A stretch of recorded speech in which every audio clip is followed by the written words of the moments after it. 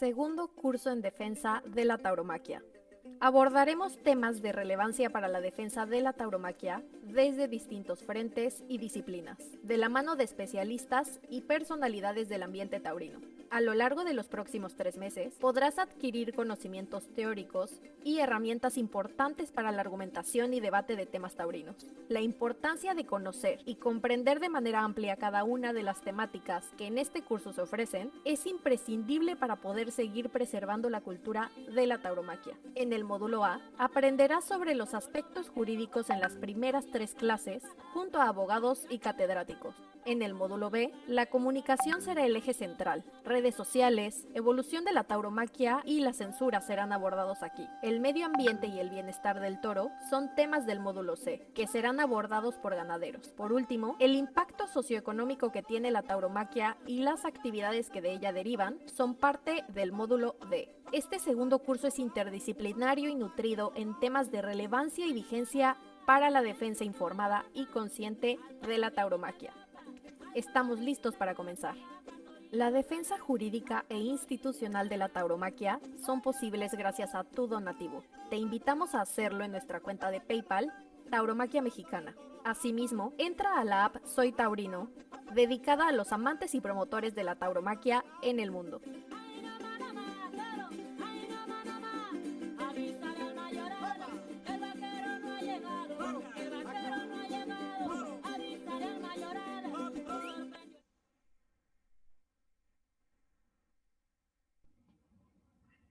Bienvenidos al segundo curso de defensa de la tauromaquia.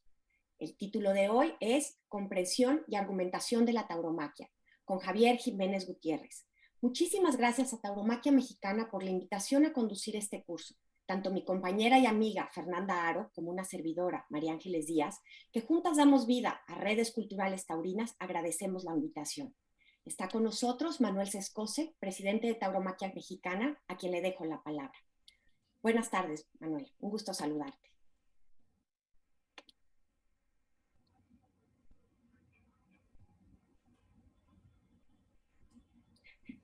Manuel, tu micrófono está apagado.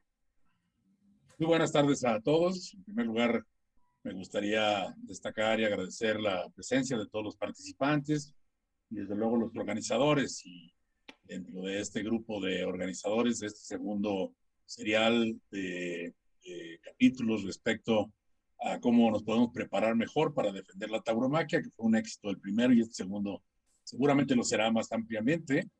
Creo que pues contamos con la intervención de dos conductoras que son de primer mundo, dos personas que se han encargado de hacer un proyecto que como ustedes ven ahí en la pantalla, se llama Redes Culturales Taurinas. Es un canal que hicieron ellas inventaron, ellas diseñaron, ellas lo han llevado a cabo con un gran éxito. Lo hacen con un canal a través de YouTube, con su página de Facebook y con presencia en todas las redes sociales, con mucho éxito y son muy vistas. Creo que pues ya han presentado más de 40 videos, según sé, toda su producción, que es bastante, digamos, prolija y que creo que pues va a seguir siendo más. Y bueno, pues creo que con este abanico de temas que ustedes han manejado, lo han hecho totalmente internacional, no solamente en los países taurinos, sino hasta todos los países que tienen interés en la tauromaquia, que es muy importante. Creo que las grandes entrevistas que les he visto hacer a especialistas de Europa, españoles y franceses, norteamericanos y sudamericanos, y mexicanos, por supuesto, incluso algunos asiáticos, pues han sido un éxito, la verdad que han sido muy vistos, con muchos likes y muchas reproducciones después, que creo que es una estrategia pues muy interesante, ¿no?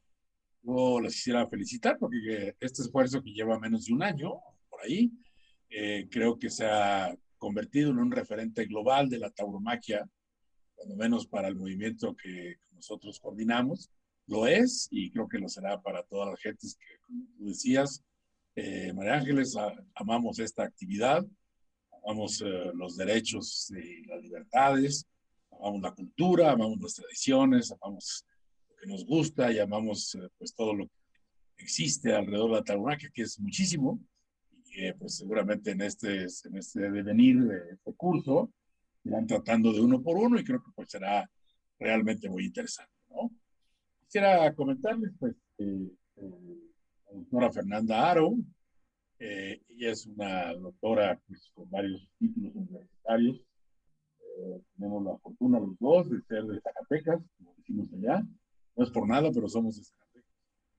Ella, pues tiene una maestría de filosofía y historia de las ideas.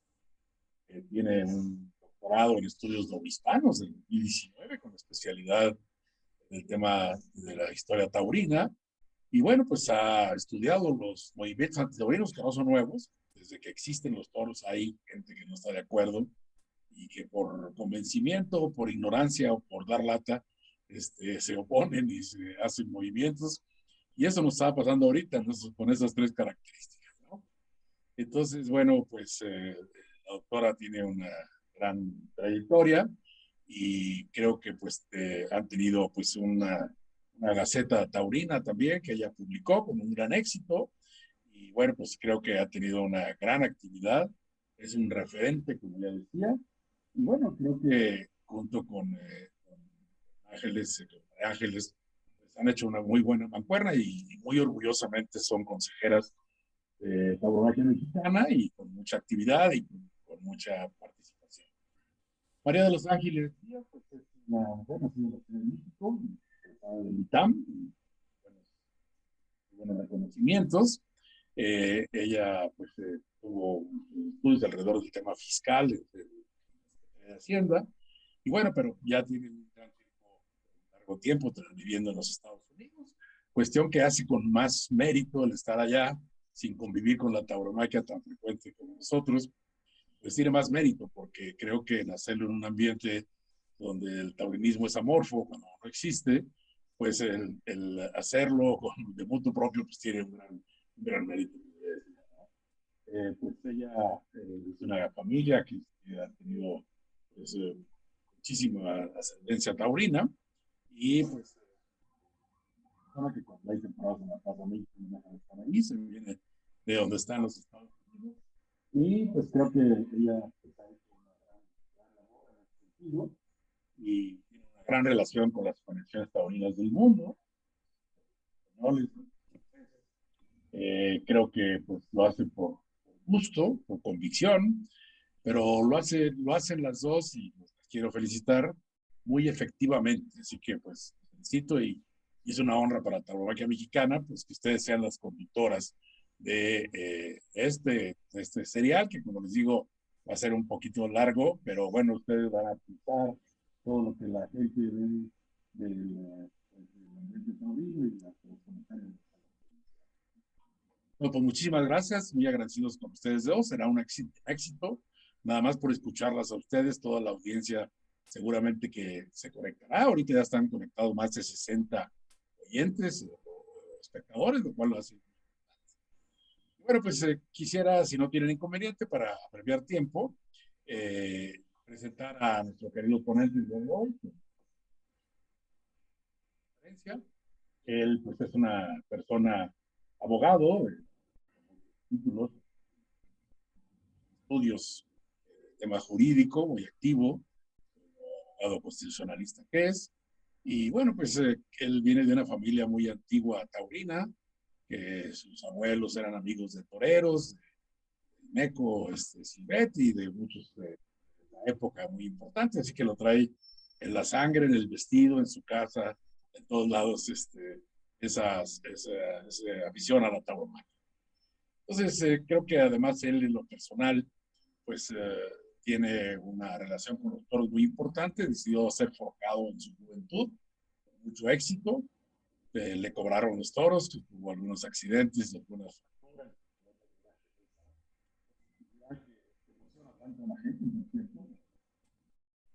Le gusta mucho este tema y bueno, pues creo que su afición es muy probada, muy demostrada y pues también es una gente que ama estos valores de los que ya expresé y creo que pues su contribución a la maquia mexicana en el comité jurídico que se tiene para los objetos tantos múltiples defensas de juicios, ataques que tenemos, ha hecho verdaderamente una labor sorprendente, una labor muy fulgurante, cosa que también le agradecemos mucho y le agradecemos mucho su tiempo pues dedicándole en esta ocasión a esta conferencia que creo que van a aprender mucho todos los que lo oigamos, porque es docto, es apasionado y hace pues que la sensibilidad taurina se pueda traducir en todos los elementos jurídicos que tenemos que conocer para poder defender bien a la fiesta. Así que con esas dos virtudes creo que tendrán un expositor de súper primera clase y que les va a gustar mucho. Entonces, pues creo que vamos a disfrutar de su conferencia. Y bueno, pues como ustedes saben, este ciclo pues son bastantes conferencias, esto termina hasta el año que entra, y pues creo que son más de 10, de 12 intervenciones diferentes, con la frecuencia que ustedes ya conocen, y pues creo que es lo más importante que hemos hecho en Tauromaquia Mexicana en la misma, es este tipo de eventos, porque nosotros tenemos que ser hacedores de hacedores, nosotros tenemos que platicar las experiencias que hemos tenido en la defensa, en la promoción y la difusión de la tauromaquia y ponerla a disposición de mucha gente. Hay que hacerlo pues con los medios modernos, como es este Zoom que estamos presentando hoy, y creo que pues va a ser de una extraordinaria utilidad. La vez pasada se inscribieron pues casi un centenar de personas y yo me los he encontrado en muchos lugares y los comentarios son muy positivos y pues esto nunca termina. Y una gran ventaja que tenemos estos cursos es que quedará una biblioteca de referencia, lo cual es muy importante, disponible para todo el público, y quedarán también pues, los comentarios de María Ángeles y Fernanda, que serán muy doctos también, y de todos los que participan. Así que pues les deseo mucho éxito a todos los que participen, que aprendamos mucho todos, y creo que la tauromaquia nos reclama el estar bien preparados para poder hacer defensas inteligentes, defensas efectivas, y que no nos quiten esto que tanto amamos y que México ha vivido durante 500 años, y que a esta generación de los que estamos aquí nos toca la responsabilidad de mantenerla, engrandecerla y difundirla. Mucha suerte y enhorabuena a todos. Muchas gracias, Manuel. Muchas gracias, María Ángeles. Bueno, ya María Ángeles dio las gracias, pero yo también quiero agradecer de verdad el que nos hayan tomado en cuenta para participar con ustedes y para conducir estos talleres. En redes estamos muy conscientes de lo importante que es poder compartir y explicar la tauromaquia con argumentos desde la ciencia, la razón y la evidencia que nos permitan mostrar nuestra afición sin culpa y sin complejos, y poder hablar de ella con normalidad, como cualquier otro de los temas, ¿no?, que se tratan de manera cotidiana. Por eso, precisamente, me da mucho gusto que nuestro primer invitado sea Javier Jiménez, quien tiene una amplísima trayectoria y una gran experiencia para podernos llevar de la mano por estos argumentos desde la ciencia, la razón y la evidencia, para conocer este panorama jurídico que atraviesa la tauromaquia en este momento en México. Muchas gracias, Javier. María Ángeles, ¿gustas presentar a nuestro invitado? Claro que sí. Como bien dices, hoy tenemos un invitado que conoce muy bien de los temas que ha tratado, los ha vivido de cerca, los conoce y va a explicarnos. Como decimos siempre, la tauromaquia hay que explicarla, hay que enseñarla. Entonces, Javier Jiménez Gutiérrez es licenciado en Derecho, egresado de la Facultad de Derecho de la UNAM. Tiene una maestría en Derecho Comparado por la Universidad de Harvard y otra maestría en Estudios Latinoamericanos por la Universidad de Oxford. Es socio del despacho Curtis Mallet Prevost, Colt & Mossel, donde por más de 30 años ha ejercido la abogacía, especializándose en Derecho Corporativo y Arbitraje Internacional. Como profesor universitario, durante más de 15 años impartió la cátedra de arbitraje en el CIDE y actualmente es profesor de Derecho Comparado en la Universidad Panamericana. Como ya dijo Manuel, él ha sido aficionado taurino toda su vida y de 1989 a 1991 formó parte del grupo de Formacados Mexicanos. Bienvenido, Javier. Esta es tu casa y por favor, adelante. Muchas gracias, María Ángeles. Muchas gracias, Fernanda, Manuel. Primero que nada, gracias por su generosa presentación. Me agradecen, el agradecido soy yo. Creo que el trabajo que hace María Ángeles y Fernanda en su programa y el que ha hecho Manuel se concentra en Tauromaquia Mexicana somos nosotros, los aficionados taurinos, los que tenemos que estar agradecidos. Alguna vez dije qué lástima que don Humberto Peraza ya no está con nosotros, porque habría que pedirle una estatua de Manuel para colocarla en la Plaza México por cómo se ha fajado en pro de la fiesta. Entonces, al contrario, el agradecido soy yo, y un honor estar aquí y platicar de estos temas. Pues sí, la tauromaquia está sufriendo ataques,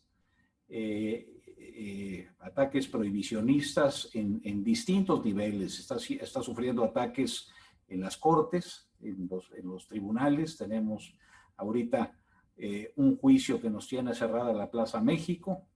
Está sufriendo ataques en los parlamentos, en los congresos. Tenemos iniciativas prohibicionistas en distintos, en el Congreso Federal y en distintos congresos locales, y está sufriendo ataques en la opinión pública, en esa otra corte, la Corte de la Opinión Pública. Y sería una tragedia que estos ataques llegaran a buen puerto. Sería una tragedia que la tauromaquia se prohibiera. Sería una tragedia, pues se acabaría no solo con una expresión artística muy importante, sino también con una fuente de identidad cultural absolutamente crucial. Y sobre todo sería una tragedia porque se estaría acabando con ella por las razones equivocadas.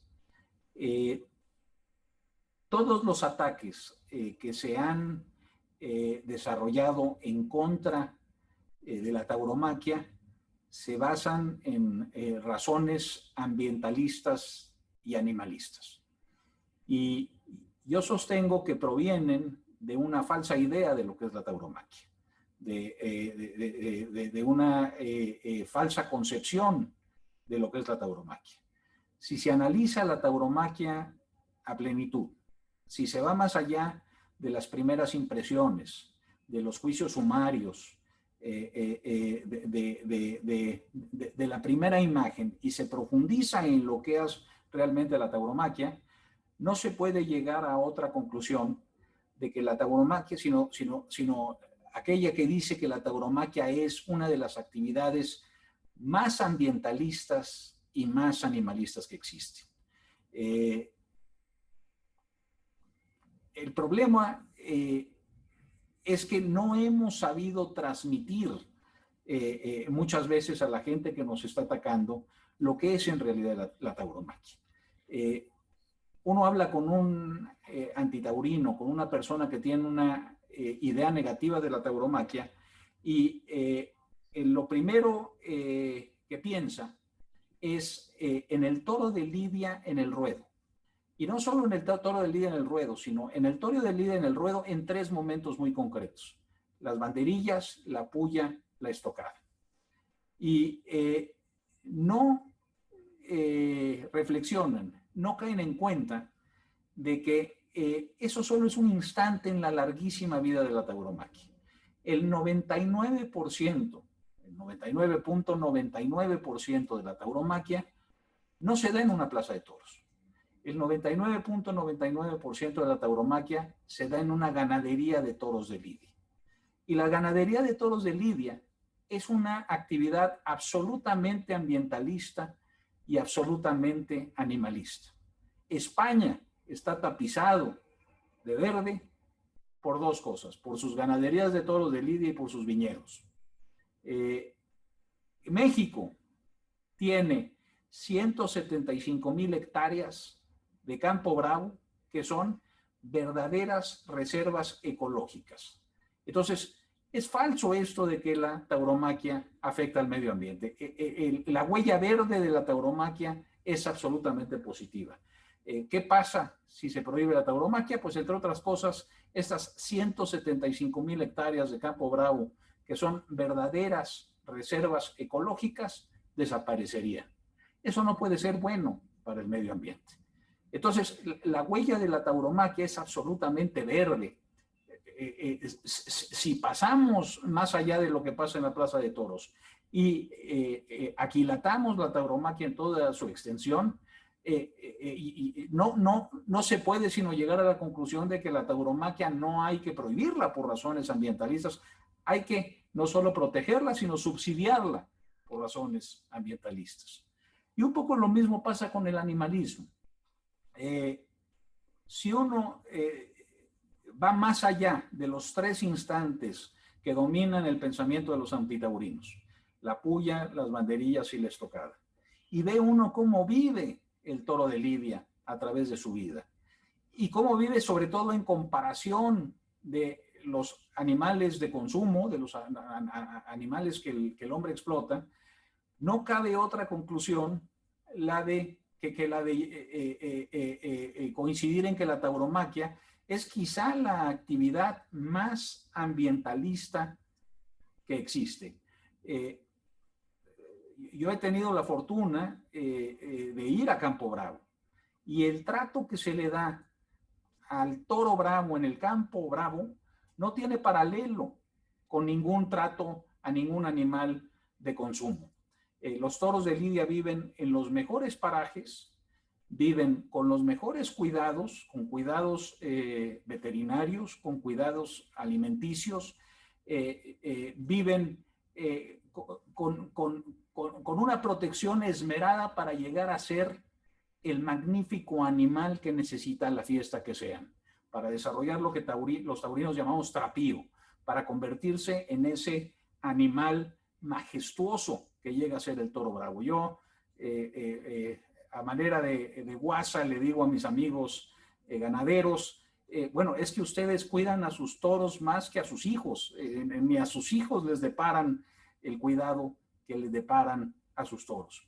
Entonces, viendo que la ganadería de toros de Lidia es esta ganadería artesanal, esta ganadería que en México por más de 500 años, recordamos que la primera ganadería fue Atenco y la fundó un pariente de Hernán Cortés poco después de la conquista.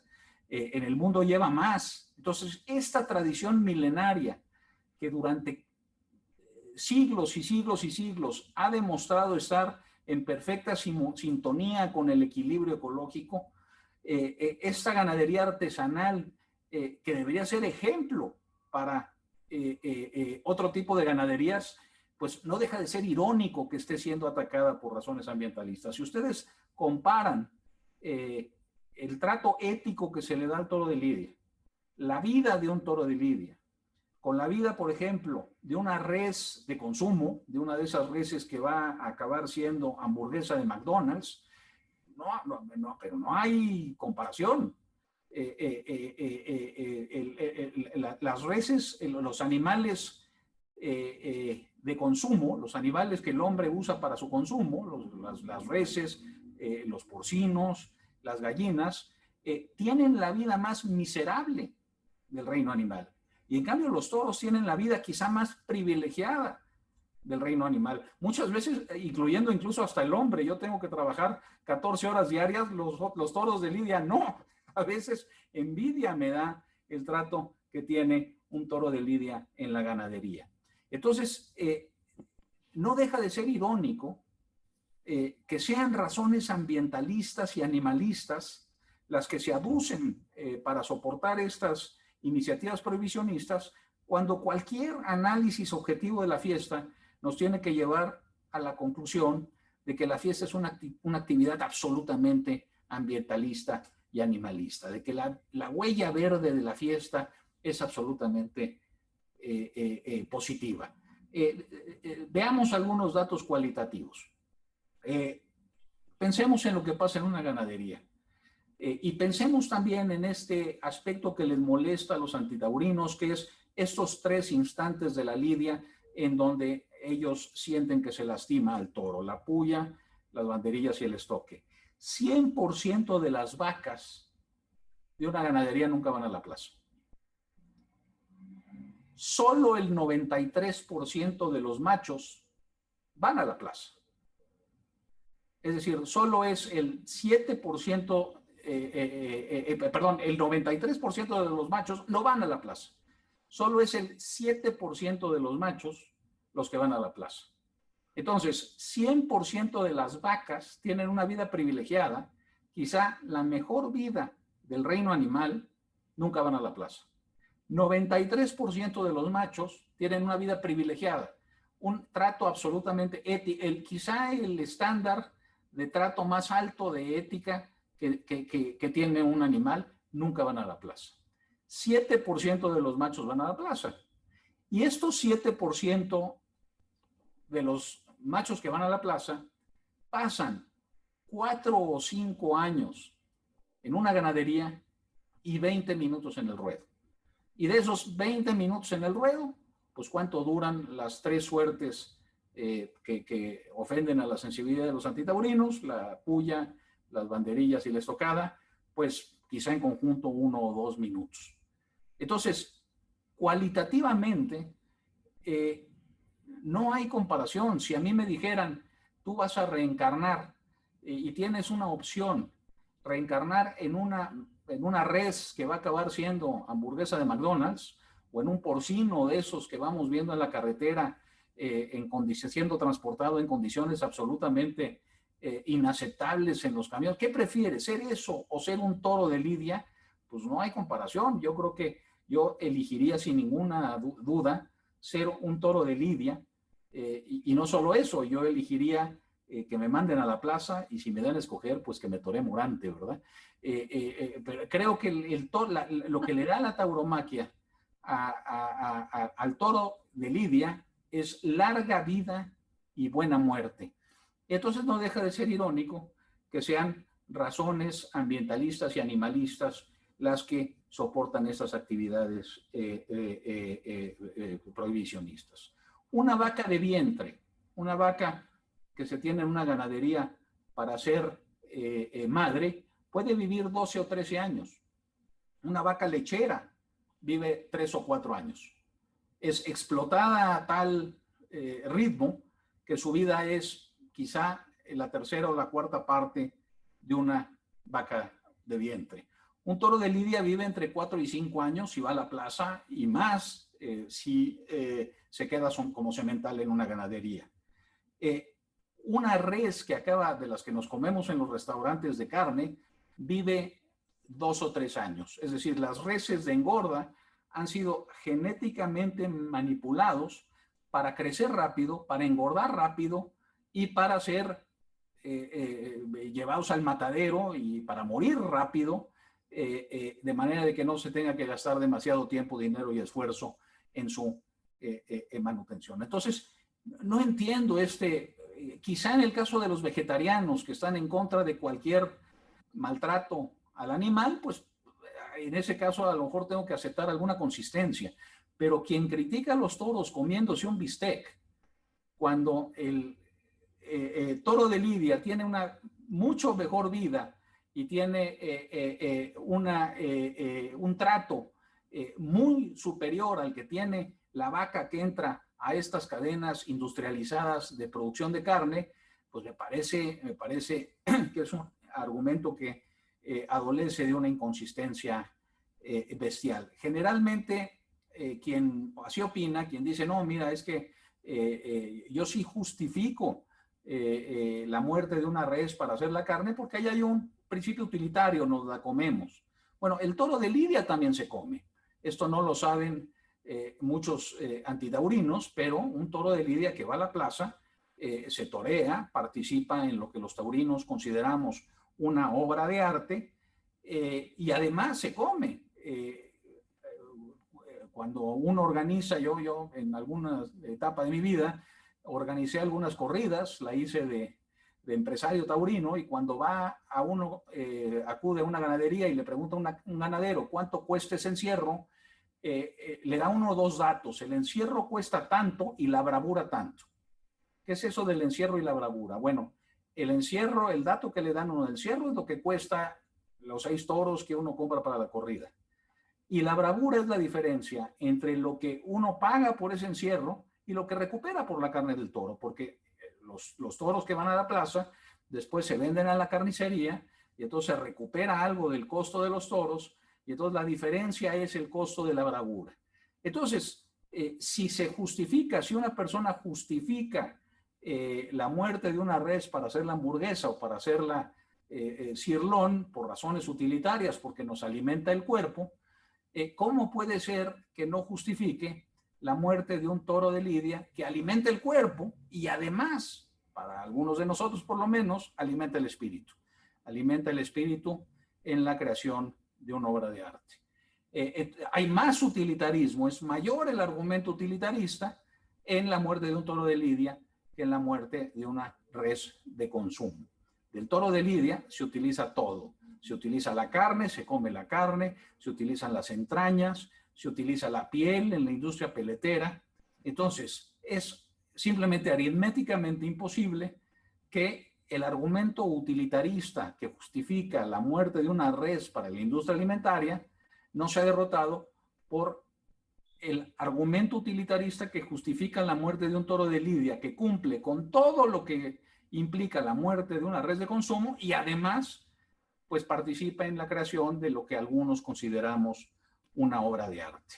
Entonces, Javier, perdón que te interrumpa, sí, pero adelante. aquí es importante señalar, estás hablando de la importancia del medio ambiente, de por qué hay que hablar del medio ambiente, pero es ahí justo donde están pegando el amparo a la Plaza México.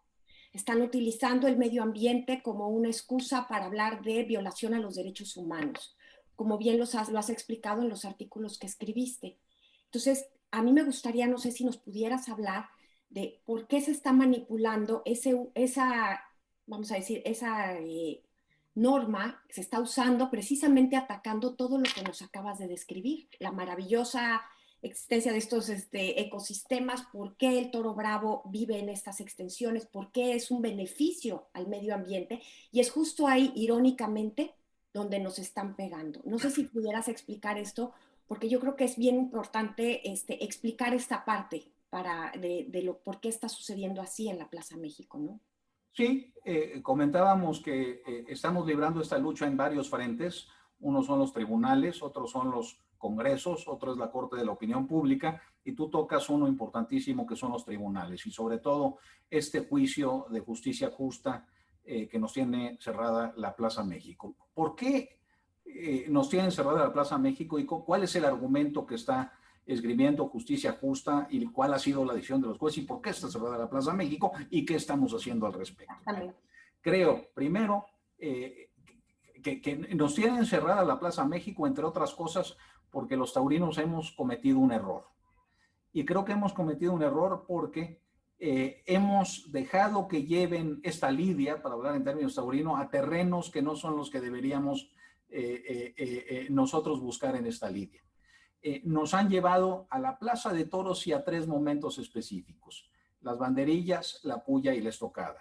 Cuando yo creo que nosotros tendríamos que llevar la lidia a la ganadería y a todos estos beneficios ecológicos, ambientalistas que tiene, no lo estoy inventando, todo esto es verdad, que tiene la tauromaquia.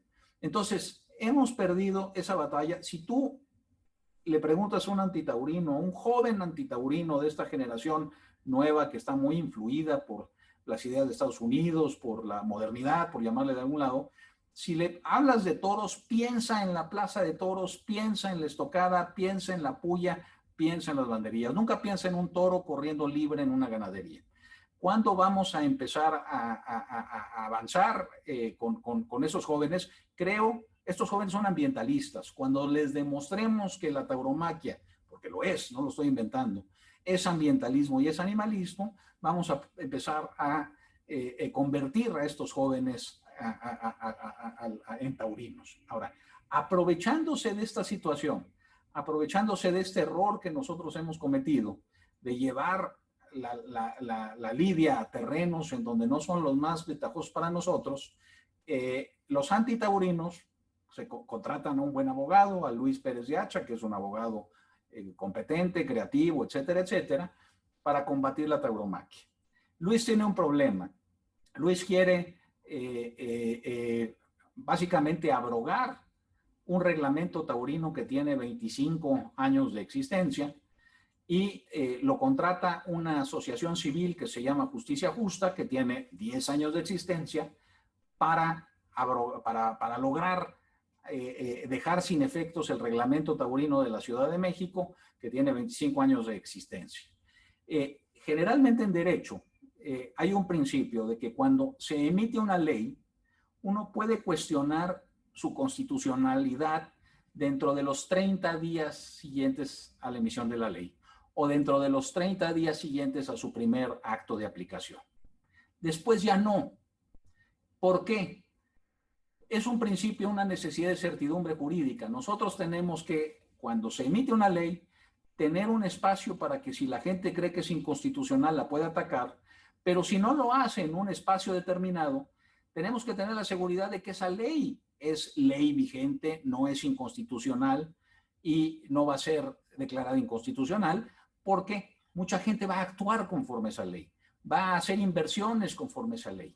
Y entonces, para tener la seguridad de hacer inversiones, de realizar actividades, etcétera, conforme le dice la ley, tenemos que saber que esa ley ya tiene un estatus, digamos, de constitucionalidad que no puede ser atacado. Entonces, Luis no debería estar atacando una ley, un reglamento que tiene 25 años de existencia. ¿Qué hace Luis? ¿Cuál es, digamos, el argumento ingenioso de Luis para atacarla? Este principio de certidumbre de las leyes tiene excepciones. Y tiene excepciones en casos absolutamente graves. En casos, por ejemplo, de violaciones de derechos humanos. El derecho dice, a ver, en caso de violaciones reiteradas de derechos humanos, tortura, desapariciones forzadas, genocidio, esos casos que todos sabemos que son espantosos, ahí no nos va a importar si la ley tiene 5, 10, 15 o 20 años. Son tan graves que entonces no le vamos a aplicar los principios de prescripción para atacar leyes que generalmente cuentan. Entonces, este principio de certidumbre jurídica tiene la excepción de que no aplica cuando se trata de violaciones de derechos humanos. Entonces, Luis hace un argumento ingenioso, falso, falaz, pero ingenioso, que dice, a ver, hay tratados internacionales que consideran al medio ambiente como un derecho humano. Los derechos humanos tenemos un derecho humano al medio ambiente sano. Y dado que yo considero que la tauromaquia afecta este derecho al medio ambiente sano, porque creo que la tauromaquia implica violencia y la violencia afecta el medio ambiente sano, dado que afecta ese derecho al medio ambiente sano, afecta un derecho humano. Ese es el argumento que presenta Luis en el caso de Justicia Justa. No aguanta el menor análisis. Primero, no es cierto que la tauromaquia afecta negativamente al medio ambiente. Acabo de hablar de la huella verde de las ganaderías, en fin, de la tauromaquia como una actividad ambientalista y animalista. Entonces, esa es falaz. Pero aún suponiendo, sin conceder, como decimos los abogados, que afectara el medio ambiente, el hecho de que afecte el medio ambiente no lo convierte en un tema de derechos humanos. Es un tema importante, es un tema de trato ético a los animales, que es desde luego un tema importante, pero no es un tema de derechos humanos. Y Luis lo presenta como tema de derechos humanos y el juez se la compra, ¿no? Si este fuera un tema de derechos humanos, todo sería un tema de derechos humanos. Cualquier regulación industrial sería un tema de derechos humanos.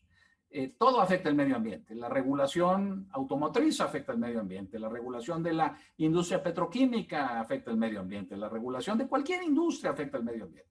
Entonces, si el argumento de Luis fuera sostenible, un juez vía amparo podría dejar sin efectos toda la regulación de la industria automotriz y prohibir que usáramos coches mañana. Todo el mundo sabe que eso no puede ser, que eso se trata de un abuso judicial, de un exceso judicial que no es sostenible. En el marco institucional de un gobierno democrático, de división de poderes y de federalismo, los jueces no deberían estar ni emitiendo nuevas leyes ni abrogando leyes. Los jueces aplican las leyes. El legislador emite o deroga leyes y el juez las aplica. ¿Qué estamos sufriendo? Estamos sufriendo el activismo judicial de un juez que, extralimitándose en sus funciones, deja sin efectos un reglamento y una ley, porque también la tauromaquia está regulada en la Ley de Espectáculos Taurinos del Distrito Federal, desde la judicatura. Es un juez que está legislando desde la judicatura. Entonces, se está extralimitando y aparte lo está haciendo de la forma más irresponsable. De hecho, no ha entrado al estudio del caso y lo que tiene cerrada la Plaza México no es una sentencia que resuelva el tema que le plantearon. Es una medida precautoria, en donde Luis dice, bueno, vamos a estudiar este caso, pero en lo que se estudia, suspéndase la Plaza México. Las medidas precautorias en derecho, teóricamente, solo pueden ser dictadas cuando hay una extrema urgencia en dictarlas. Y aun cuando se dictan, la parte que las pide las tiene que caucionar. Hay que dar una garantía para reparar los daños en caso de que uno pierda el juicio y la medida cautelar haya causado daños a terceros. Aquí el juez ni siquiera pide una caución, o sea, no le dice a Justicia Justa, oye, le voy a suspender la plaza a la temporada de la Plaza México. Eso puede causarle daños a la empresa, puede causarle daños a toreros, a peones, a vendedores, a periodistas taurinos, a una serie de gente. Cauciona el daño en caso de que pierda, no se lo pide. Y más allá de no pedirle una caución, emite esta medida precautoria, medidas precautorias que solo deberían ser emitidas en casos de urgencia para evitar un daño irreparable, sin que exista un daño irreparable. Si yo te pregunto a ti, y no te lo pregunto a ti, se lo pregunté a Luis en un debate que tuve con Luis Pérez de Hacha, le dije, oye Luis, a ver, ¿cuál es el daño irreparable? Tienes cerrada la Plaza México, has causado daños a muchísima gente, has causado daños a la empresa, a toreros, a novilleros, a peones, a vendedores, has causado daños a muchísima gente. Pero ¿cuál es el daño irreparable que evitaste cerrando la Plaza México? Si es que no se mataran toros, esos toros que no fueron a la Plaza México fueron a otras plazas. Y si no fueron a otras plazas, fueron al matadero. Entonces, no salvaste la vida de un solo toro. Entonces, ¿cuál es el daño irreparable que evitaste con la medida? Y Luis no me pudo contestar. Y no me pudo contestar porque no hay contestación. Es una medida que no debió ser dictada porque no había ningún daño irreparable.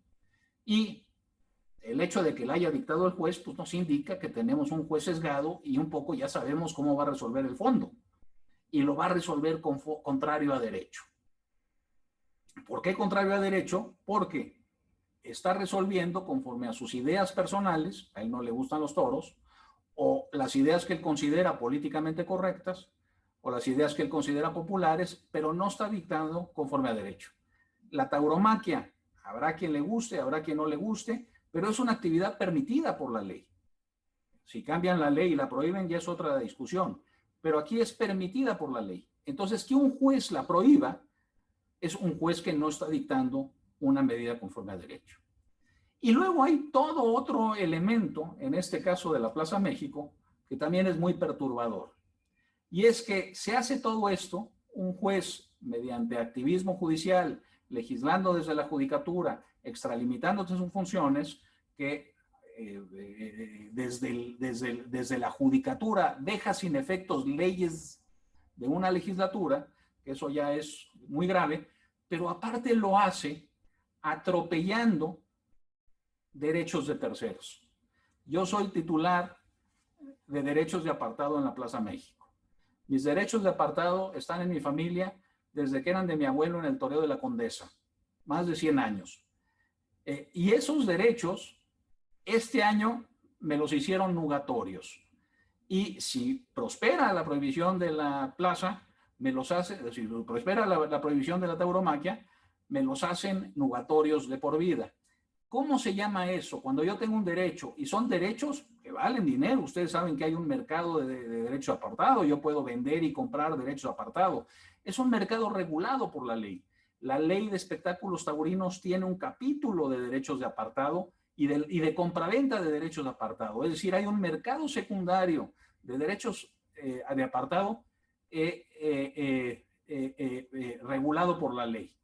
Y este señor juez, al dictar su medida cautelar, lo que ha hecho es hacer nugatorio mi derecho de apartado, por lo menos para esa temporada, es decir, me ha expropiado mi derecho, ha tomado propiedad mía, porque son derechos adquiridos míos por los que pagué dinero, derechos que tienen un valor económico, me ha expropiado mi derecho sin un pago indemnizatorio y sin ni siquiera llamarme a juicio.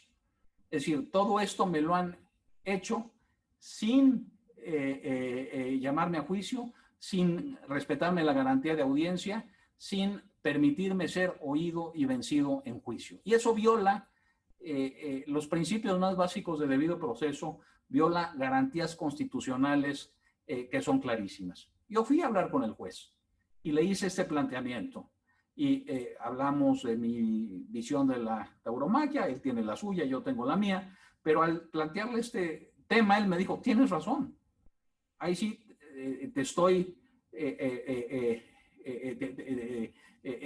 sé que estoy afectando a terceros sin llamarlos a juicio, pero esa no es mi culpa.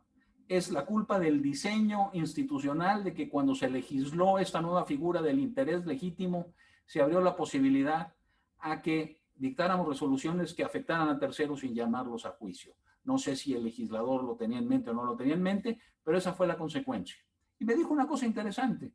Me dijo, pero mira, no se preocupe, no lo voy a decidir yo. O sea, yo decido en pro o en contra, esto va a llegar a la Suprema Corte de la Nación. Y estos casos tan del interés público, porque aquí no estamos en un juicio que solo afecte a unos cuantos particulares, estamos en un juicio que afecta a muchísimas personas, al interés público. Estos son los juicios en donde estos defectos del diseño institucional deben salir a la luz y tenemos que hacerlos valer y ustedes tienen que luchar porque esto se corrija, etcétera, etcétera. Esa es la situación en la que estamos en cuanto a la lucha en tribunales.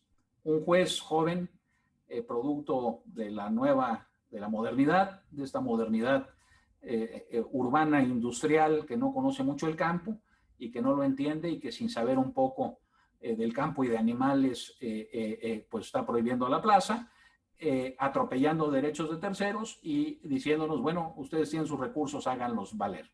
Nosotros estamos trabajando en una queja, estamos esperando, el juicio empezó, no se ha resuelto el fondo, empieza con una medida cautelar, Luis pide como medida provisional suspender la Plaza México, se la conceden, esa medida provisional solo dura unos días y luego pide la medida, digamos la suspensión definitiva, que hablamos de suspensión definitiva y los taurinos se asustan.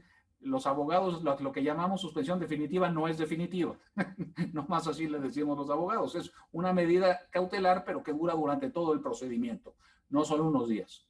El abogado de la empresa, que es Raúl Pérez Johnson, un gran constitucionalista, la empresa está muy bien representada en este juicio, impugna primero la medida provisional, la pierde 2 contra 1 en el colegiado, e impugna la medida definitiva y esa está por resolverse. Entonces estamos en espera de que se resuelva esa medida que nos tiene cerrada la Plaza México en forma definitiva, que no es definitivo, es la medida cautelar mientras dura el procedimiento, resolución que debe salir en las próximas semanas, 3 o 4 semanas. Oye, Javier, perdona, Javier, ya que estás en este tema, ya que también hablaste de los legisladores, a mí me gustaría pedirte si ahora podemos explorar un poco lo que está haciendo Tauromaquia Mexicana en la lucha parlamentaria, en qué consiste y de qué va toda esta labor tan grande que están ustedes haciendo. Con mucho gusto. Primero, nada más para terminar, el caso de las Cortes, porque muchas veces los taurinos se frustran de que pareciera que no estamos haciendo nada, ¿no? Hay un equipo grande que está trabajando en esto y de hecho estoy trabajando en una queja como tenedor de derechos de apartado que si no nos resuelven favorablemente el tema de la medida definitiva, voy a presentar ante el Consejo de la Judicatura Federal, acusando al juez de dictar en forma contraria a derecho, en exceso de sus facultades. Y voy a invitar a todos los a todos los tenedores de derechos de la Plaza México que quieran a sumarse a mi queja para que seamos pues, la mayor cantidad de tenedores posibles los que presentemos la queja ante el juez. Pero tenemos que hacerlo en el momento oportuno. Tenemos que esperar a ver si nos resuelven conforme a derecho la impugnación a la medida cautelar y si no, presentar esta queja. Entonces, ahí estamos dando la batalla, la seguiremos dando. Si esto llega, si la logramos ganar en estas instancias, qué bueno, y si no, pelearemos hasta donde sea necesario, muy probablemente hasta la Suprema Corte de Justicia de la Nación. Es muy probable que esto llegue a definirse en la Suprema Corte de Justicia de la Nación. Esa es la lucha judicial. Fernanda me hace una pregunta absolutamente relevante. Bueno, pero todo esto parte del principio de que la tauromaquia es legal. Tú dices, la ley permite la tauromaquia, tienes un juez que te la está obstaculizando, tienes a un juez obstaculizándote una actividad que la ley permite, eso no está bien. ¿Qué pasa si la ley cambia? Si la ley cambia, tenemos un problema. Es decir, si perdemos la lucha en los poderes legislativos, entonces los argumentos que tenemos en las cortes se ven afectados en forma importante. Entonces tenemos que ganar esa segunda lucha, que es la batalla parlamentaria. Y la batalla parlamentaria tiene otros argumentos totalmente distintos. Ahí son argumentos primero de política pública, ¿no? ¿Qué conviene? ¿Prohibir o permitir los toros?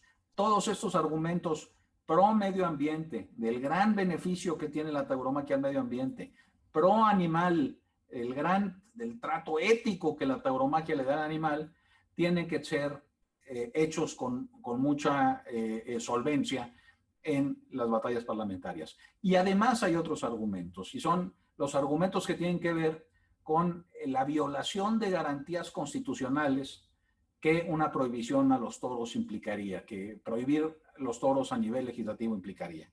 Si se prohibieran los toros, habría una gran cantidad de violaciones constitucionales. En primer término, una clara violación al libre ejercicio profesional. O sea, se prohíben los toros y uno estaría afectando el libre ejercicio profesional de toreros, de novilleros, de rejoneadores, de periodistas taurinos, de una serie de gente que ha dedicado su vida a aprender un oficio. Y curiosamente muchos de ellos por invitación del propio gobierno. Ustedes recordarán, bueno, no todos los que ya somos lo suficientemente viejos, recordaremos que en los 90s la Ciudad de México abrió una escuela taurina. Se llamaba la Escuela Ponciano Díaz, se daban las clases en la Plaza México y el gobierno invitó a muchos jóvenes a hacerse toreros. Entonces, imagínense ustedes la flagrante violación a la libertad profesional que implicaría que un gobierno te invite a formarte en un oficio, le dediques cuerpo y alma a ese oficio y que a la mitad de tu ejercicio profesional, de tu carrera profesional, te diga ya no puedes ejercer tu oficio. Pues es una clara violación a la libertad profesional. Hay también una clara violación a la libertad de expresión. Todos los taurinos sabemos, y esto no lo saben los antitaurinos creen que es un deporte, que vamos a ver quién gana, si el toro o el torero. Los taurinos sabemos que esto no es un deporte, que no es de puntos, es un arte, es una actividad estética, es una expresión estética, una expresión artística, pero que además de ser arte en sí misma, es arte inspiradora de muchas otras artes. Si uno piensa en la influencia que ha tenido la tauromaquia, por ejemplo, en la pintura, ¿no? Desde Goya hasta Picasso, si uno piensa en la influencia de la tauromaquia en la música, si uno piensa, por ejemplo, en la ópera Carmen, en la zarzuela, en los pasodobles, en el cante junto gitano, si uno piensa la influencia de la tauromaquia en la literatura, José Ortega y Gasset decía que un domingo sin toros era como una comida sin sal. Quizá el poeta más importante después del siglo de oro de la lengua castellana fue Federico García Lorca, y quizá su poema más importante es Su llanto por Ignacio Sánchez Mejías, ¿no? Entonces, si uno piensa en todas estas implicaciones de la tauromaquia como alimentadora de artes y como arte en sí misma, no puede uno llegar a otra conclusión que el prohibir la tauromaquia no puede sino implicar una violación a la libertad de expresión. Decirle a un torero, decirle a un rejoneador que no puede torear es como decirle a un pintor que no puede pintar, o decirle a un escritor que no puede escribir, o decirle a un músico que no puede hacer música. es una clara violación a la libertad de expresión. Entonces, todos estos argumentos tenemos que hacerlos con una gran solvencia en esa otra lucha que tenemos, la segunda lucha. Yo hablo de 3 luchas: la lucha judicial, que tiene sus argumentos; la lucha legislativa o parlamentaria, que tiene sus argumentos, que son distintos; y luego la tercera lucha que nos falta platicar, que es la lucha en la Corte de la Opinión Pública. Exactamente. De hecho, ahí va a llegar ahorita, ¿no? Creo que ha sido muy importante que nos demos cuenta todos, ¿no? Que no se puede legislar desde la judicatura, como bien lo has dicho. Y eso es lo que desgraciadamente estamos viendo. Hay una arbitrariedad judicial y sobre todo lo más peligroso, ¿no? Ya olvídate de la tauromaquia, en general para cualquier ciudadano, que la postura personal sea la que dicte, la que mueva las decisiones de los jueces. Eso es gravísimo. Gravísimo. Como ciudadanos, ¿no? Pero como bien dices, ¿no? Esta segunda lucha de la que acabas de hablar, el lobbying político, que esa es una labor que viene haciendo Tauromaquia Mexicana, pero es la que no se ve. Esa lucha es la que es, vamos a decir, atrás bambalinas, una lucha que no se ve y que hay que librarla, hay que darla, es muy, muy desgastante, pero que se hace y que se hace todos los días. Pero esta tercera que mencionas, y me gustaría que ahí andaras en este tema, ¿no? La Corte de la Opinión Pública, la defensa, la lucha cultural, ¿no? Que se va a dar. Porque ahí es donde a lo mejor todos los que somos aficionados también somos ciudadanos, vamos a reuniones, tenemos lugares de trabajo donde nos reunimos y quizás es como muchas veces Fernanda dice, ¿no? Esa defensa hormiga, que no necesitamos grandes foros, no necesitamos a veces tener un micrófono, que lo podamos hablar a lo mejor con quien tenemos sentado junto, con un grupo de amigos, con la persona que nos encontramos en algún medio de transporte, hasta en un elevador, ¿no? Como dicen, la plática del elevador, ¿no? Podemos defenderlo. Entonces, hablar de esta, ¿no? Qué importante es conocer los argumentos, saber defendernos, saber usar el lenguaje, porque también nos han manipulado muchísimo el lenguaje y lo hemos permitido, lo cual es muy grave. Y dar esta batalla cultural dentro de la esfera que cada quien tenga, dentro de las posibilidades que cada quien tenga. No hay lucha pequeña, no hay conversación pequeña.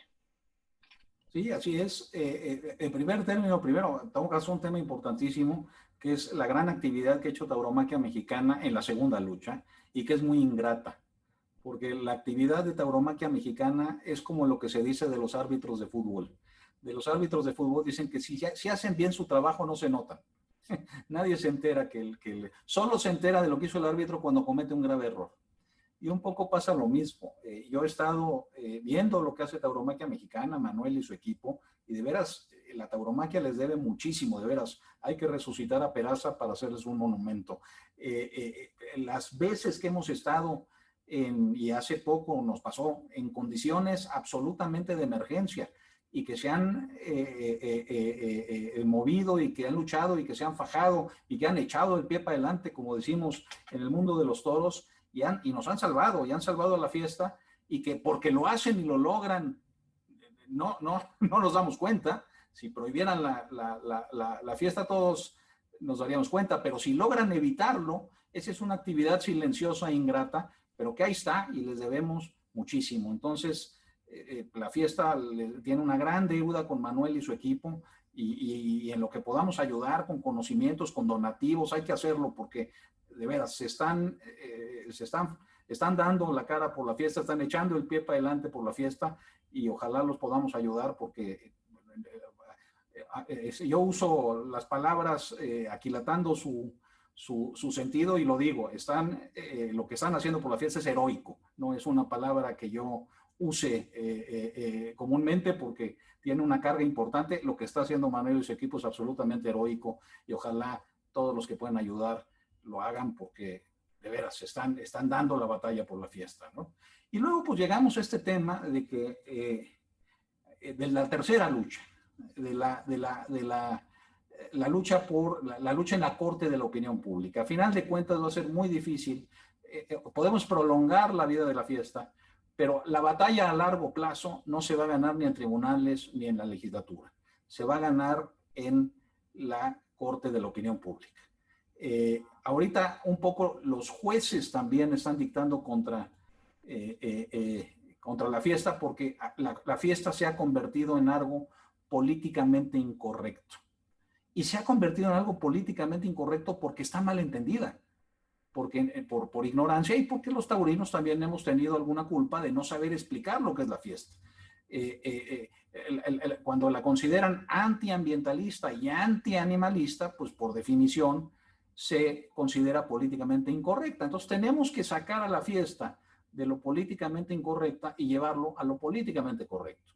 Y creo que tenemos los argumentos para hacerlo, porque lo políticamente correcto es lo verde y lo ambientalista. Y otra vez, la fiesta es verde y ambientalista, pero no se los hemos sabido transmitir a los, sobre todo a los jóvenes.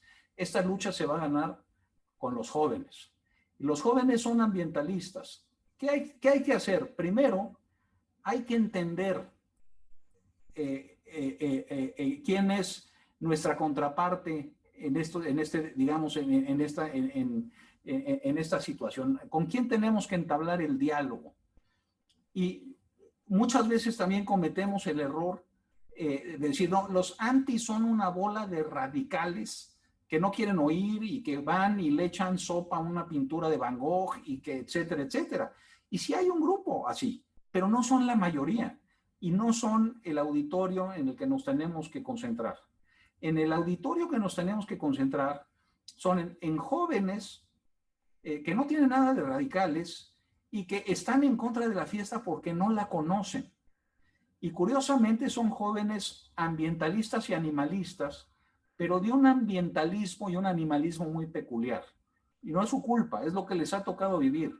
Yo le llamo ambientalismo de la colonia Condesa. Son jóvenes, hoy estamos viviendo, por primera vez en la historia de la humanidad, hay más gente viviendo en la ciudad que en el campo. La modernidad, estos jóvenes son producto de la modernidad, es una modernidad urbana e industrializada. Y estos jóvenes son ambientalistas y animalistas, pero no conocen el campo y no conocen a los animales. Son ambientalistas, les gusta el verde, pero solo lo han visto en el Parque México, en la Colonia Condesa. Por eso yo le llamo ambientalismo de la Colonia Condesa. Y son animalistas, pero no han tenido contacto, no conocen los animales. El único animal con el que han tenido contacto es con su perrito o con su gatito, con su mascota de compañía. Y entonces creen que el estándar de trato de todos los animales es el que ellos le dan a su perrito o a su animalito. Entonces, cuando uno carga al burro de leña, al burro de carga, pues se espantan, porque hacerle eso a su perrito, pues no sería adecuado. O cuando alguien monta un caballo, están no solo contra la tauromaquia, ahora están contra la charrería, ¿no? Porque se usan los animales en una forma muy distinta a lo que ellos, jóvenes urbanos que nunca han vivido en el campo, hacen con los animales. Y no se dan cuenta estos ambientalistas y animalistas de buen corazón, pues son jóvenes bien intencionados, que curiosamente su forma de vida, su modernidad, su urbanismo industrializado, sus patrones de consumo, ¿no?, son los que se están acabando al planeta. Son jóvenes que critican a los toros siempre desde un celular nuevo. Tienen que tener el celular último modelo. Y eso sí, la producción de celulares es terriblemente dañina para el medio ambiente. Son jóvenes, mi abuelo se rasuraba, durante toda su vida se rasuró con una y la misma navaja de afeitar, las que se le sacaba filo con el cuero. Estos jóvenes se rasuran y tiran un rastrillo de plástico, se rasuran y tiran un rastrillo de plástico. Los sacos de tweed que usan los profesores de literatura con parches en los codos, pues no es que esa fuera la moda, no se compraban con parches en los codos. Eran sacos que duraban 50 años y que, bueno, por el ratito ya tenían agujeros en los codos y se les ponía el parche. Entonces, de donde venimos nosotros, de esta tradición campera, es absolutamente ambientalista y en sintonía con el equilibrio ecológico. Y estos jóvenes que viven en una modernidad absolutamente urbana, absolutamente industrializada, cuyos patrones de consumo sí se están acabando al planeta, todavía irónicamente se voltean y nos dan lecciones de ambientalismo y dicen, no, tu forma de vida, esa ganadería artesanal que tiene la tauromaquia hay que acabar con ella porque es más dañina, es dañina para el medio ambiente. Tenemos que abrirles los ojos y enseñarles que lejos de prohibirla, tienen que voltear y aprender de la vida campera, aprender de las formas ecológicas de hacer ganadería y de tratar a los animales para salvar el planeta, porque si no, deja tú los toros, vamos a acabar con mucho más que los toros. Pero en hacer esta invitación, porque no son adversarios, son jóvenes a los que nosotros hemos también fallado en no enseñarles lo que es la fiesta, y muchas veces el error que cometemos es entrar con ellos a un debate y tratar de ganarles, tratar de convencerlos, y así no vamos a lograr que estos jóvenes abran los ojos, porque cuando uno entra a un debate y uno trata de apabullar a alguien con argumentos, la reacción de quien recibe esos argumentos es ponerse a la defensiva, cerrarse y ni siquiera considerar los argumentos que está recibiendo. Entonces, más que argumentos, más que debate, tenemos que hacerle una invitación a estos jóvenes. Dice, oye, sí, yo entiendo tu punto de vista, pero a ver, considera esto, ¿no? Si los podemos llevar a una ganadería, llevemos una ganadería. Es casi imposible que alguien visite una ganadería y no se dé cuenta del gran ambientalismo y animalismo que los toros implica. No es posible llevar a todos a la ganadería. Creo que tendríamos que invertir los taurinos tiempo, dinero y esfuerzo en transmitir lo que es la fiesta, pero no lo que siempre hemos transmitido. No es la faena de Morante, no es la faena de José Tomás, no es la puya, no es el padre Venerías. Tenemos que enseñarles lo que es la ganadería, lo que es el toro de lidia en el campo, enseñarles que la tauromaquia es verde, que la tauromaquia tiene una huella ambiental enorme y que si hay alguien ambientalista y animalista, pues somos los taurinos. Invitarlos a que se pasen a este lado de la ecuación y le tengan el amor a los animales y al ambiente que le tenemos los taurinos. Pero hay que hacerlo como en la vida todo se torea, decía Rafael el Gallo, hay que hacerlo con mano izquierda. Hemos cometido también el error de ser muy frontales con ellos, de convertir siempre todo en un debate polarizado, cuando lo que hay que hacer es extenderles una invitación. Entiendo de dónde vienes, respeto tus puntos de vista, déjame enseñarte lo que es esto, y si a final de cuentas sigues en tus convicciones, pues son muy respetables, ¿no? Esa invitación creo que nos hace ganar más terreno con este auditorio vital para nosotros, que son los jóvenes y que son los que van a definir el futuro de la fiesta, porque nosotros, pues como todos en esta existencia, tenemos nuestros días contados, y si no ganamos la lucha en esas nuevas generaciones, pues cuando nos vayamos nosotros se acabará la fiesta. Entonces esa es de todas las tres luchas, esa creo que es la más importante.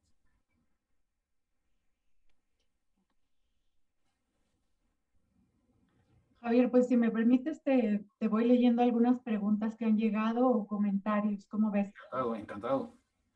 Mira, yo te las voy leyendo y ya tú decides en cuál te tienes a responder, ¿sí? Dice Paulina Mendoza, exacto, pero si la empresa de la Plaza México es la menos interesada en ganar terreno en esa lucha, ¿cómo nosotros como aficionados vamos a ganar terreno si la que se supone debiera ser la más interesada no alude a este argumento ambientalista? Quizás aquí habría que puntualizar quién está defendiendo, desde dónde y qué postura tiene, ¿no? Sí, yo creo que la justicia en México muchas veces es frustrante porque debería ser pronta y expedita y no lo es. Y pues muchas veces se dan atropellos como el que estamos sufriendo. Yo creo que la empresa está haciendo una labor buena defendiendo sus intereses. Contrató un abogado de primera, tiene a Raúl Pérez Johnson, que es un constitucionalista reconocidísimo, y está dando la batalla judicial. Lamentablemente estas batallas pues nunca son rápidas, nunca son pues tan expeditas como uno quisiera, pero Raúl está haciendo argumentos técnicamente muy sólidos. El problema es que cuando tiene un juez que no importa la solidez de los argumentos, va a resolver conforme a sus convicciones personales, pues no hay mucho que hacer más que esperar las instancias y en su caso llegar a la Suprema Corte. Entonces, creo que la plaza está montando una defensa de sus intereses, la empresa me refiero, una defensa, tiene un gran constitucionalista defendiéndolo, pero creo que no es la única la que le corresponde luchar, ¿no? Por eso yo estoy tratando de ver cómo los tenedores de derechos de apartado, que claramente tenemos derechos adquiridos que están siendo violados, podemos coadyuvar, podemos hacer acciones paralelas a lo que está haciendo la empresa, ¿no? Los ganaderos creo que también tienen que alzar la voz y decir lo que nosotros hacemos es ambientalismo y animalismo puro. Los toreros tienen que levantar la voz, algunos lo han hecho y ahí tenemos al maestro Paco Dodol y a la gente de la Asociación de Matadores que también se ha movido, pero pues tenemos que redoblar esfuerzos porque la embestida de los antitaurinos es fuerte, ¿no? Nos dice Mauricio Villalba, ¿cómo defender las corridas de toros desde el punto de vista ecológico en el caso de la Ciudad de México si dentro de la ciudad no hay ganaderías de bravo? No las hay dentro de la ciudad, pero todos los toros que vienen vienen de ganaderías que son absolutamente reservas ecológicas. Es decir, pensemos qué pasa si se prohíben los toros. De entrada, todos los toros de lidia tienen que ir al matadero. O sea, sería un exterminio de todos los toros de lidia. Ustedes saben que mantener un toro de lidia es muy caro. No es económicamente viable si no existe la tauromaquia.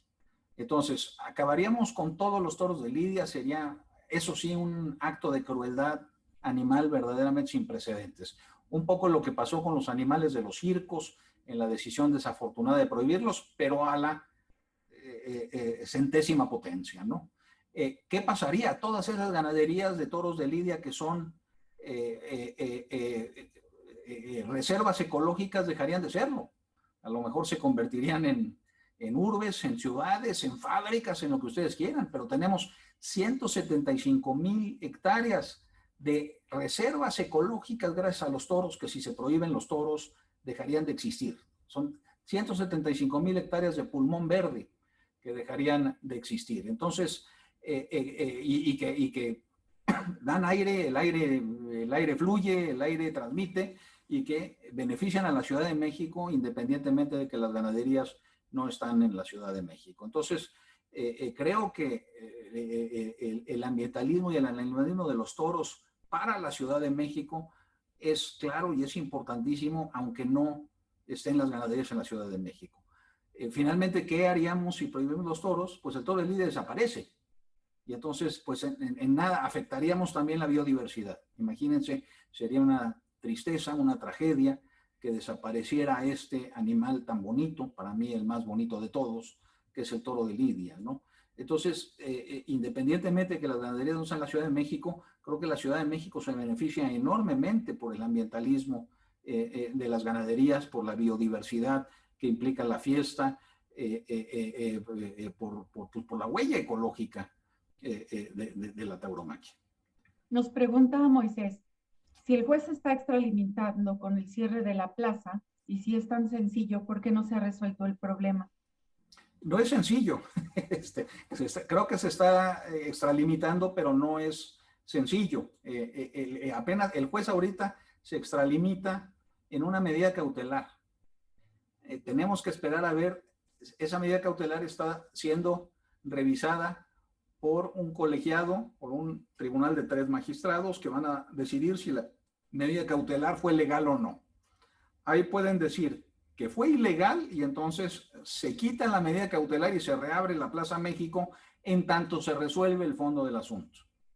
Si dicen que sí fue legal y se mantiene cerrada la Plaza México, entonces nosotros interpondremos la queja ante la judicatura y trataremos de hacer presión con los otros argumentos que tenemos, que son básicamente los expropiatorios, que nos están expropiando los derechos de apartado.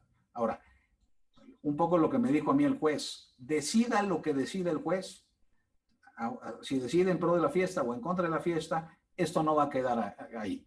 Esto va a subir a un colegiado de circuito y es muy probable que en cuanto suba un colegiado de circuito a un tribunal de 3 magistrados, la Corte lo atraiga, porque el tema es polémico, el tema es de interés público, el tema es, hay dos, los ciudadanos están divididos en el tema y es el caso prototípico que la Suprema Corte tiene que atraer. Entonces, todos esos son rounds, digamos, preparatorios.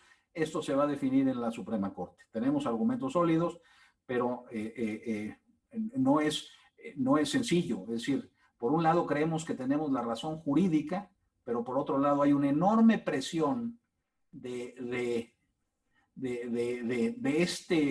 este movimiento de lo políticamente correcto, en decir, las corridas de toros no son políticamente correctas, no las dejen, no dejen que se practiquen.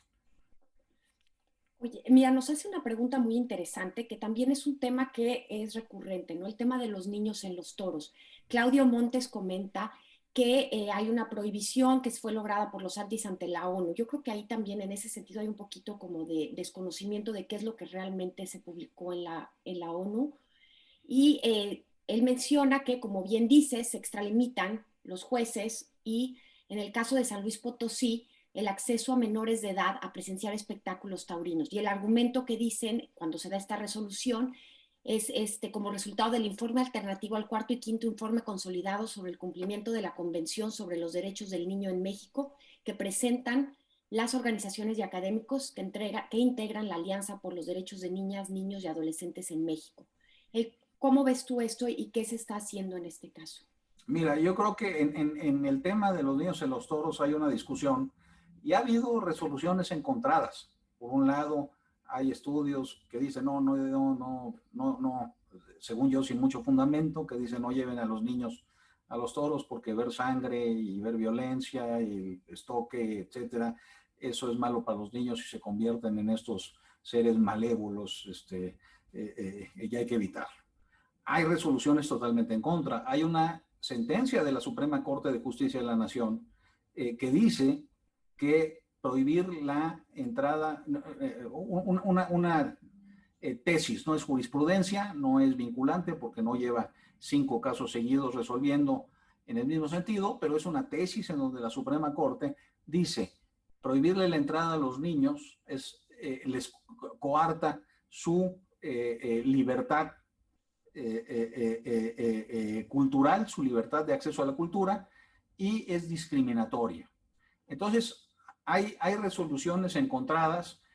Yo no puedo más que contar mi experiencia personal. Yo voy a los toros desde los 3 años de edad y para mí los toros fueron la entrada al arte.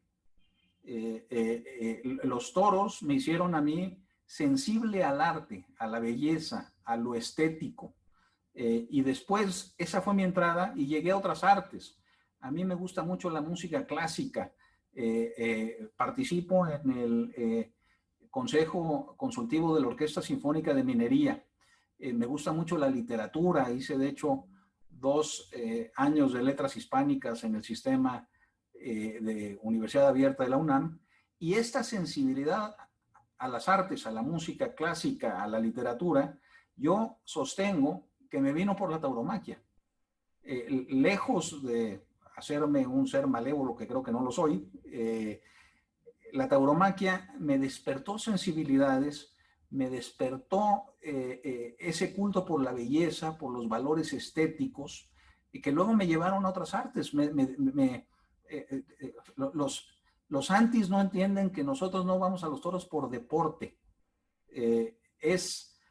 A mí me gustan los deportes, me gusta el fútbol, y es muy emocionante, pero la emoción que provoca el fútbol es muy distinta a la emoción que provoca una quinta de Beethoven.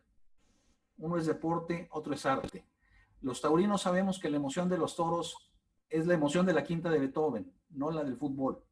Es un arte, apela al espíritu, no a las emociones, digamos, más primarias a las que apelan los deportes emocionantes, el box, el fútbol, todas esas cuestiones.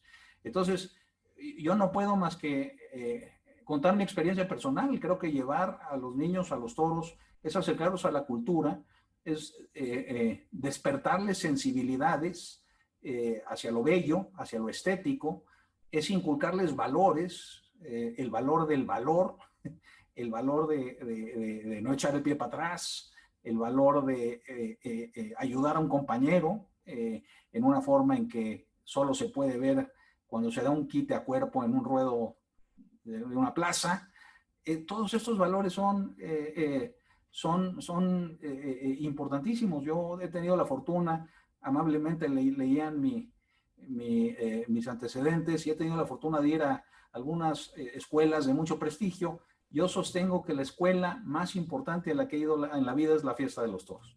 Esa es la que me ha enseñado los valores más profundos, lo que me ha despertado las sensibilidades más importantes, y yo soy absolutamente proponente de que los toros, de que los niños vayan a los toros. Los toros es un arte.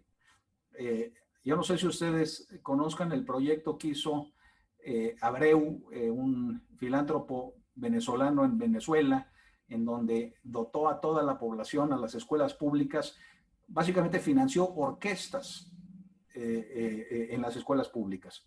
Y es un sistema de los que han salido grandes músicos. Hoy, por ejemplo, Gustavo Dudamel, el director de la Filarmónica de Los Ángeles, viene de ese sistema venezolano, porque dotó a todos los niños en Venezuela de un instrumento.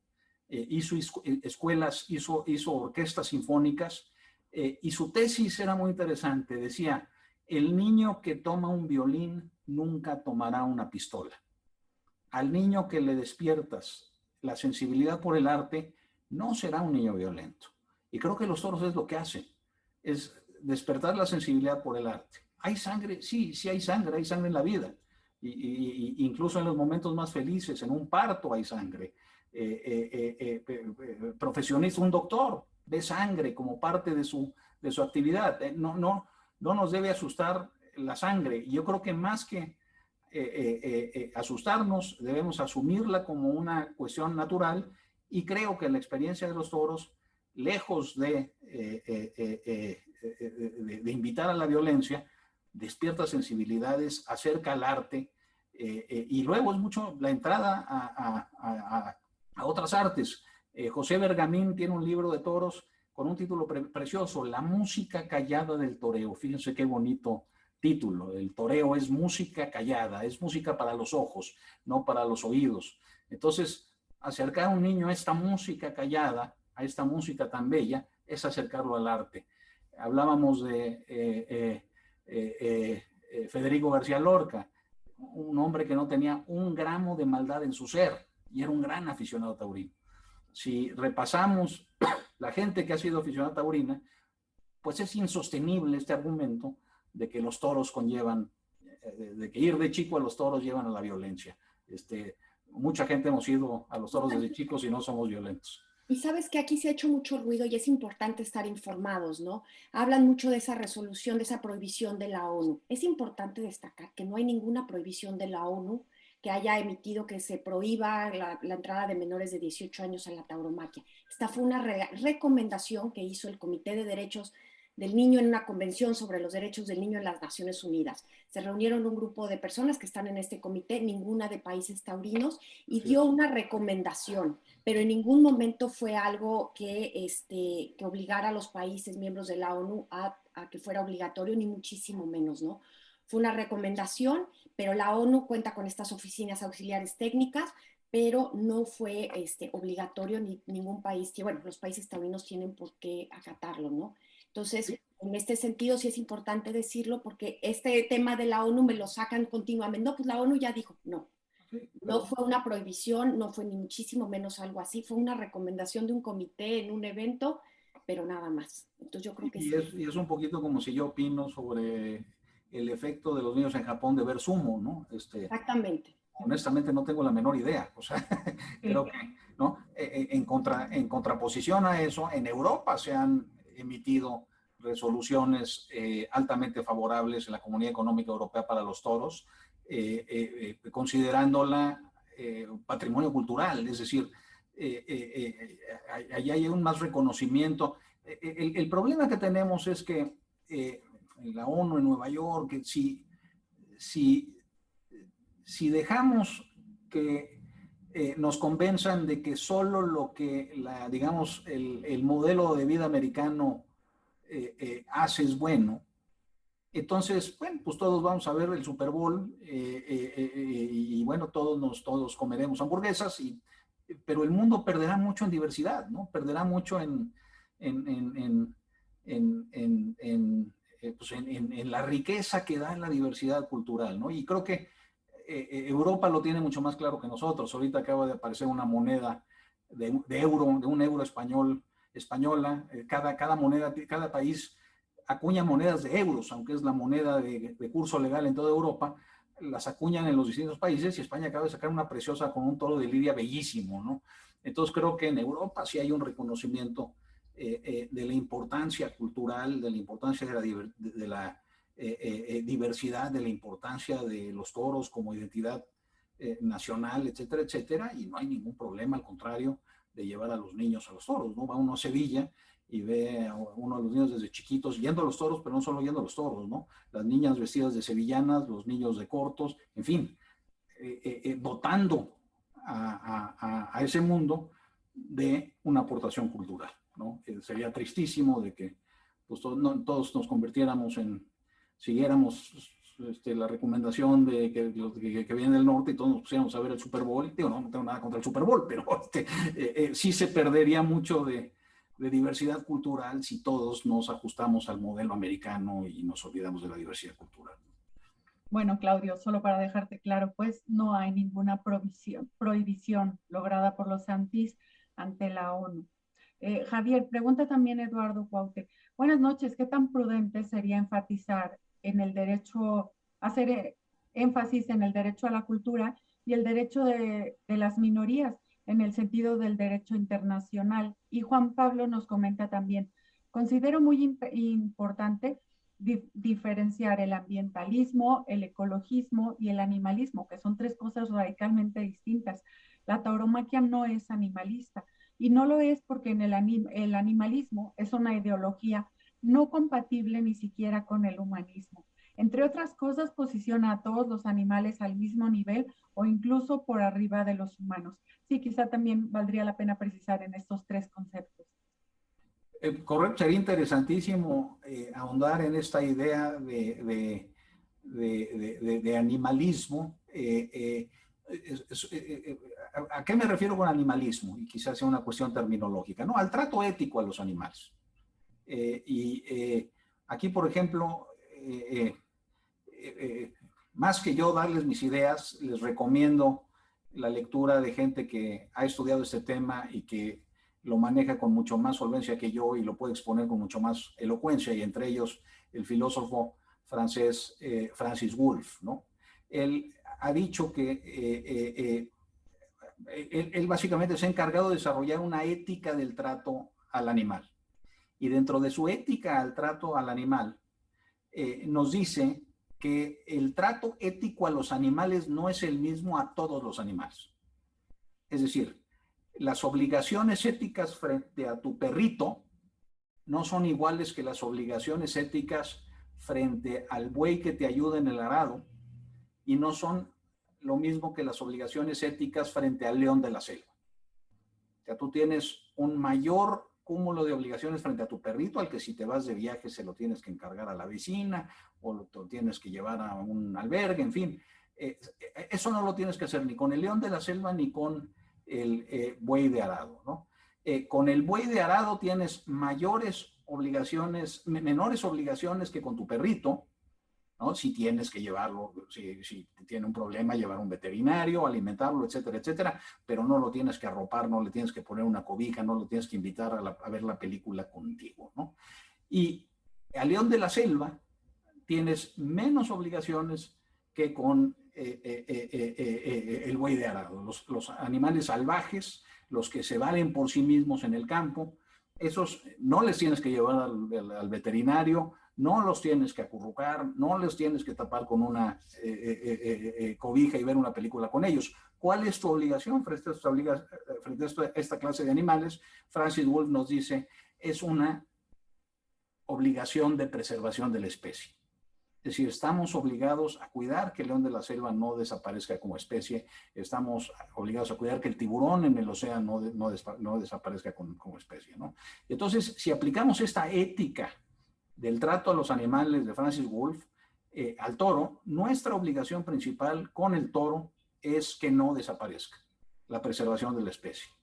Y ahí es donde yo creo que la postura taurina es mucho más animalista que la antianimalista. La única forma de preservar la especie es preservando la fiesta. Todos sabemos que si la fiesta, bueno, los taurinos sabemos que si la fiesta desaparece, el toro desaparece. Y entonces faltamos a nuestra obligación de preservación de la especie. Esta idea que tienen algunos taurinos de que los toros que no van a la plaza se van a mantener, o sea, supongo que los antitaurinos creen que hay albergues de toros de lidia o una cosa así. Cualquier ganadero, a ver, cualquier persona que sepa más o menos cómo funciona la fiesta brava sabe que si desaparece la fiesta, desaparecen las ganaderías de toros de lidia. Y si desaparecen las ganaderías de toros de lidia, desaparece el toro de lidia.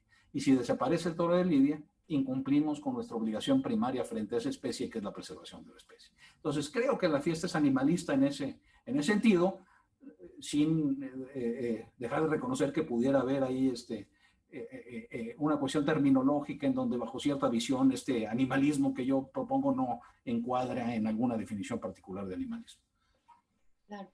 Oye, y mira, nos pregunta Arturo Ramírez, bueno, él habla de un argumento legal, que si hay algún argumento legal para sustentar o explicar de manera correcta la muerte del toro en el ruedo. ¿La muerte del toro en? En el ruedo. Pues, a ver, el ser humano, para bien o para mal, permite matar animales para su aprovechamiento.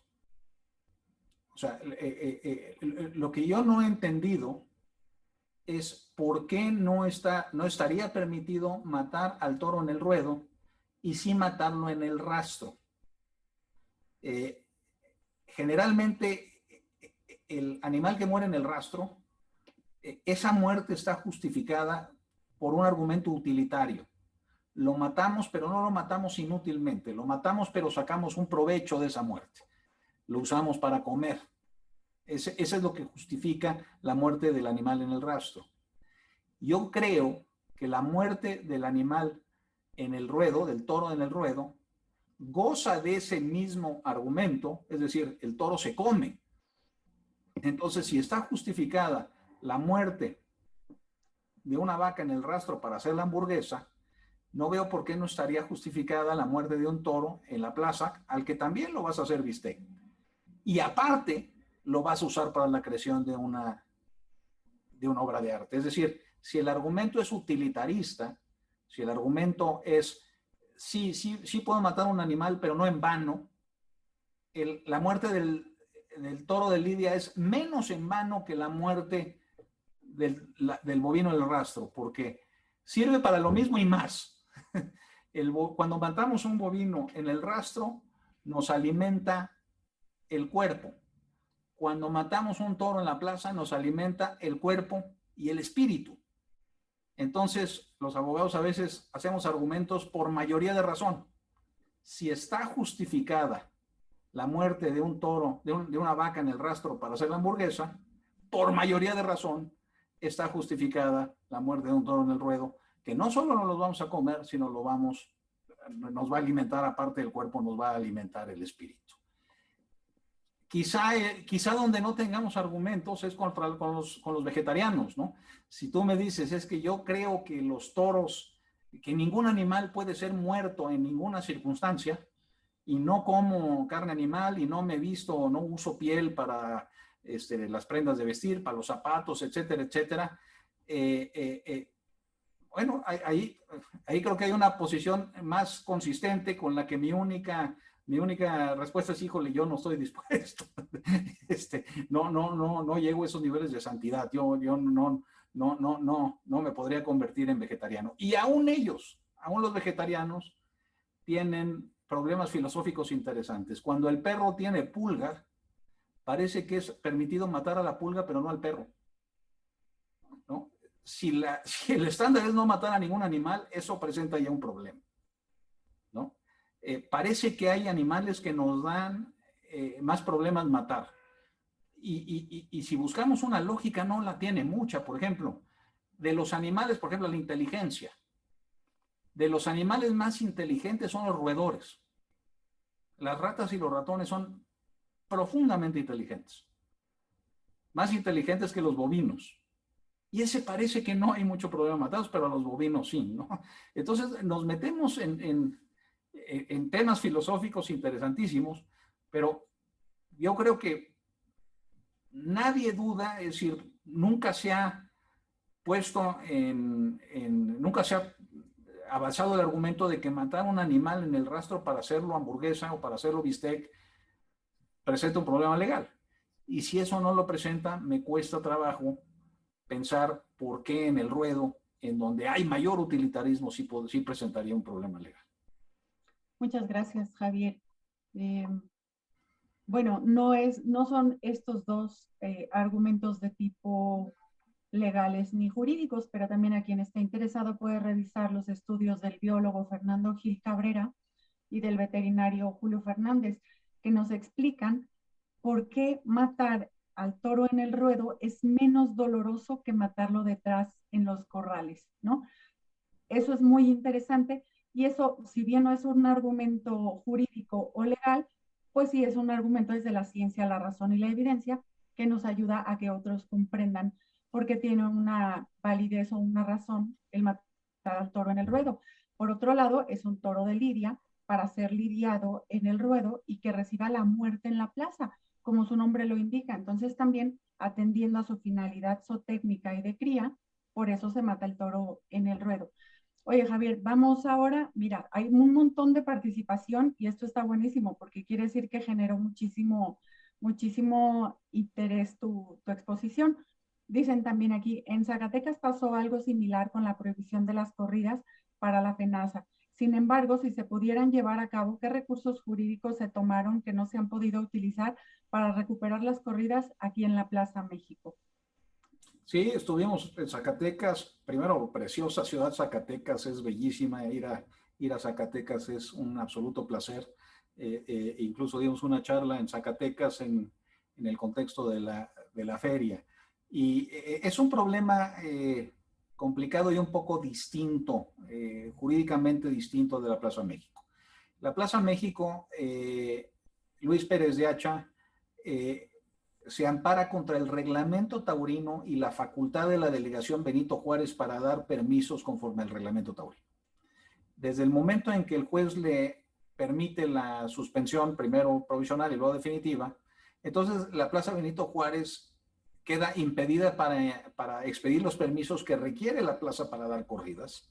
Y entonces la ley exige permisos para dar corridas y al no estar en posibilidad la autoridad de darlos, pues no puede haber corridas. Entonces ese es un problema jurídico distinto al que se presentó en Zacatecas. En Zacatecas existe un patronato que es el encargado de organizar la feria, que es una autoridad, eso es un patronato gubernamental.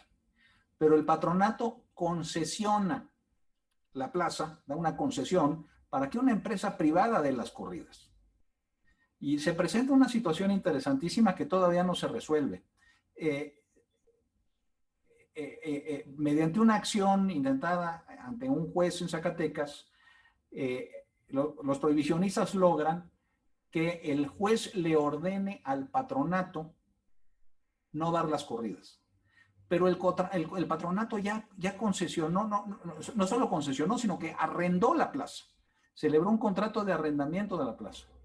Entonces el patronato dice, oye, es que yo no soy el que doy las corridas, es la plaza.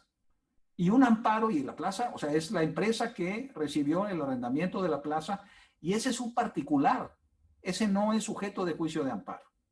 Y creo que tiene razón. Entonces, la empresa privada que da las corridas en Zacatecas las da y creo que tiene todo el derecho de darlas. Un amparo no...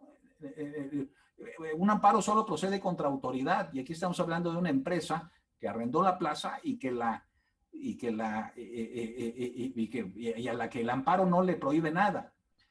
El juez se enoja mucho, dice es que no lo impediste que las pues es que no lo puede impedir, tiene un arrendamiento, si llego y lo saco cometo despojo.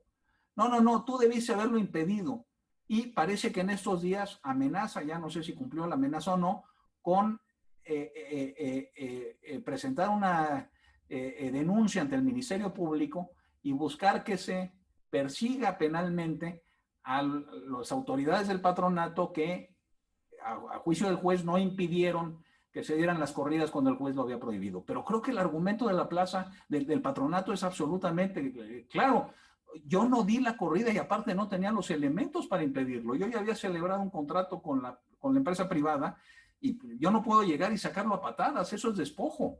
Si quisiera terminar el contrato de arrendamiento, si yo le rento a Fernanda o le rento a María Ángeles un departamento y no pagan la renta, yo no puedo llegar y sacarle sus cosas y sacarlas a ella. Tengo que ir a un tribunal y tengo que seguir un procedimiento.